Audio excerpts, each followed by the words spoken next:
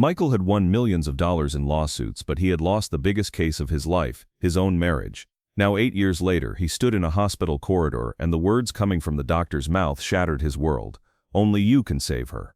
Michael Harrison was the founder of one of Manhattan's most prestigious law firms, Harrison & Associates.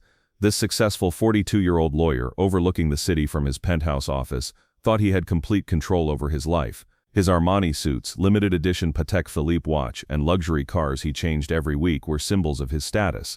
On that cold December evening, Michael's meeting with his last client had just ended. He had won a $50 million inheritance case, and a champagne bottle sat on the table. His assistant Jessica knocked and entered. Jessica had been working with Michael for 5 years and could read her boss's mood very well.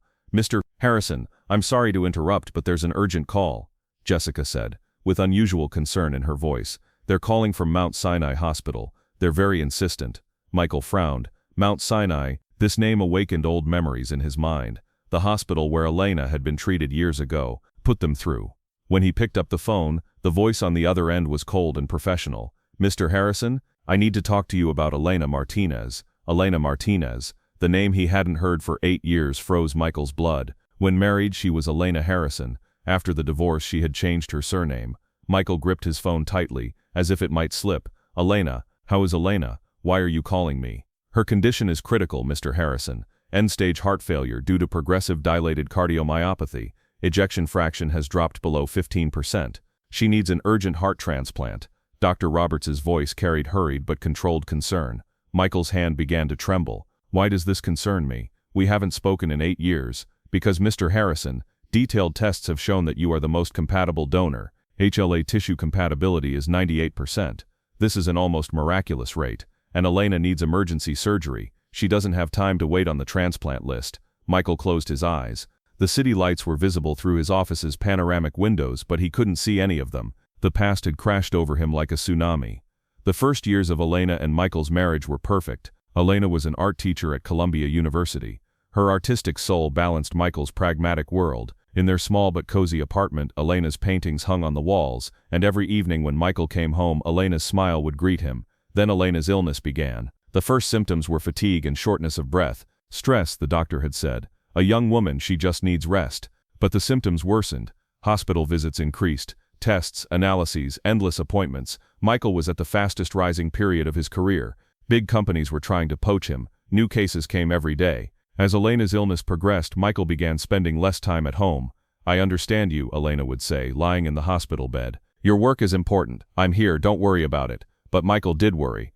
Every hospital visit was torture for him. Seeing Elena weaken, her pale face, the devices attached to her, strong, controlled, Michael Harrison was helpless in the face of this situation. In the final period, on Elena's bad days, Michael had started finding excuses to come home late.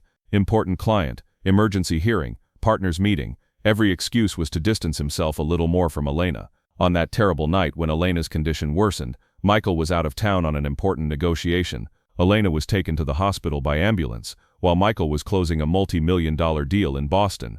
When Elena was admitted to intensive care, Michael couldn't be reached because his phone was turned off. When Elena recovered the next day, when Michael went to the hospital, he couldn't forget the disappointment in Elena's eyes. "Where were you when I was dying?" Elena had said, her voice lower than a whisper. "Elena, you know this deal was very important. I knew you would get better. You're strong, strong?" Elena had laughed bitterly. "Michael, I'm not strong. I'm scared of dying and there's no one beside me." That night, Michael couldn't sleep at home. Elena's words echoed in his mind. The next morning, he woke up with a big decision.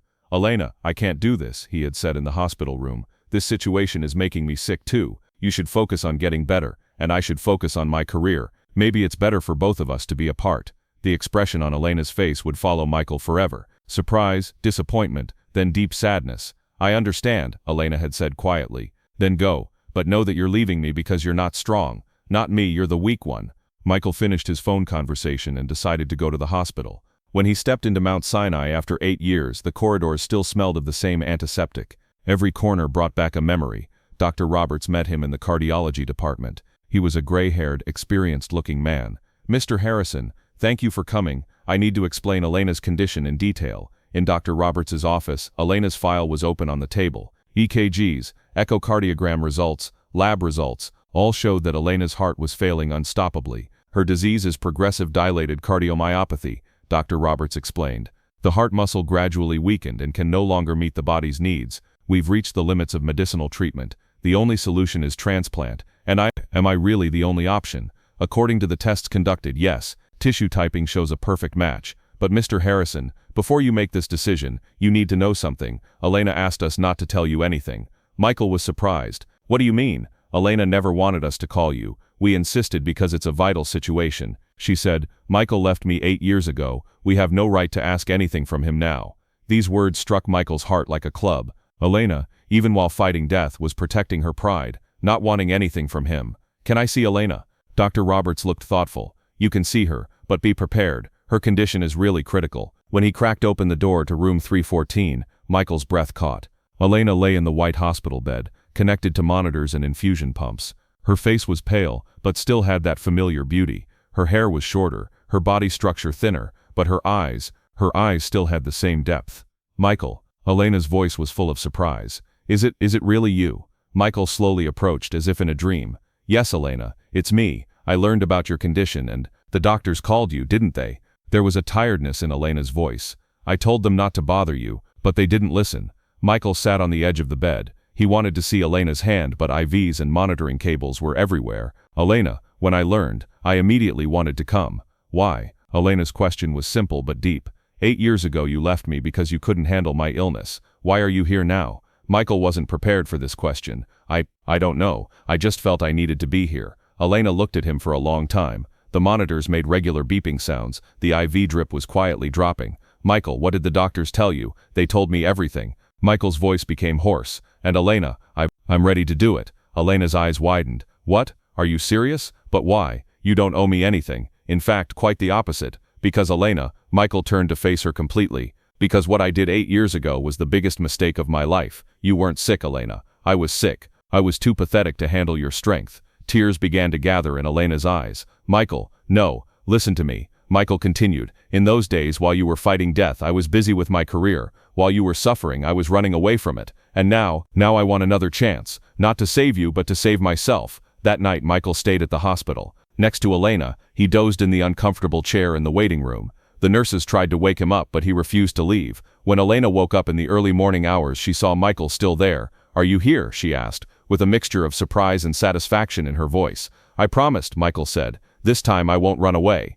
Elena tried to smile, but her facial muscles were tired. Michael, we need to talk about the past. If you're really going to choose this path, you need to know some things. Michael wasn't prepared but was willing to listen. After you left, Elena slowly began, I went through a very bad period. Not just the illness, but loneliness. No one was left. You know my family. They're far away. My friends, they didn't know how to be with someone sick. Michael's heart filled with pain. Elena, I'm not finished yet. Elena gently stopped him. But then something happened. I learned to know myself. I realized I was strong. I learned to live with my illness, not to be afraid of it. I returned to art teaching. I started giving painting lessons to sick children. Michael was listening, feeling both pride and regret about Elena's transformation. And now, Elena continued, you're standing here offering to give me your heart. But Michael, I'll accept this not because of my anger towards you, but because I love you. What? Michael was surprised. I still love you, Michael. I never stopped. That's why I refused to call you. Because I knew that if you helped me, you'd do it out of guilt, not love. Michael touched Elena's hand for the first time in 8 years. Elena, I've always loved you too, but because I was a coward, I couldn't admit it to myself. The next day, the surgical team completed their preparations. They explained the risks to Michael in detail. Heart transplant was major surgery with risks for both sides. Do you understand, Mr. Harrison? Said Dr. Peterson, head of cardiovascular surgery. This surgery is dangerous for you too. We're giving part of your heart. This brings risk to you as well. I understand, Michael said with determination. I accept the risk. On the morning of surgery, Michael and Elena were brought to the prep room on their side-by-side gurneys. Both had received pre-anesthesia sedatives and were calm but conscious. Elena, Michael said, holding her hand. If something happens, nothing will happen, Elena said with a soft but determined voice. Because we're both going to live. Now we're fighting together. This time I won't run away, Michael said. I know, Elena smiled. Now you have nowhere to run. Half of my heart will be with you. The surgery lasted 8 hours. Dr. Peterson and his team took a segment from Michael's left ventricle and transplanted it to Elena. This new technique, living donor cardiac transplantation, was a very rare and risky operation. Michael's family and friends gathered in the waiting room. Everyone had questioned his decision. Why are you taking such a risk for a woman you left 8 years ago? His sister Margaret had asked. Michael's answer was clear and definite, because love doesn't have a statute of limitations, and some mistakes can only be compensated this way. The surgery was successful. Both began recovering in intensive care. When Michael first woke up, his first question was about Elena's condition. "The surgery went perfectly," Dr. Roberts said. "You're both very strong." During the recovery process, Michael never left Elena's side. They went to physical therapy sessions together, participated in cardiac rehabilitation together. This time Michael didn't run away. When things got difficult, he stayed by Elena's side. "Strange," Elena said one day, walking in the rehabilitation center's garden. "Now half of my heart is in you, half in me." "Always was," Michael said. "Now it's just literally so." Months later, when both had fully recovered, Michael proposed to Elena. But this time it was different. "Elena," he said in Central Park on their favorite bench, "8 years ago I left you because I was afraid of your illness. Now I'm proposing again because I'm inspired by your strength." Elena looked at him with tears in her eyes. "Are you sure, Michael? Because the illness might come back. We might have difficult days." Michael held Elena's hand, feeling the surgical scar on his chest. "Elena, half of my heart is in you. Now I have to fight with you, there's no escape." Elena smiled and said then yes. Their wedding was held in Mount Sinai Hospital's roof garden. Dr. Roberts and Peterson witnessed the marriage. "This is the most beautiful love story I've seen in this hospital," Dr. Roberts said. Years later, Michael began running campaigns for organ donation awareness, alongside his law practice. Elena founded a foundation that supported cardiac patients. "Sometimes," Elena said one day, "our greatest losses lead us to our greatest gains." As Michael hugged her, he added, "And sometimes second chances are much more beautiful than first ones." Their hearts were now truly united. Not just medically, but emotionally too. Because true love was choosing to be by someone's side in sickness and in health, in every situation.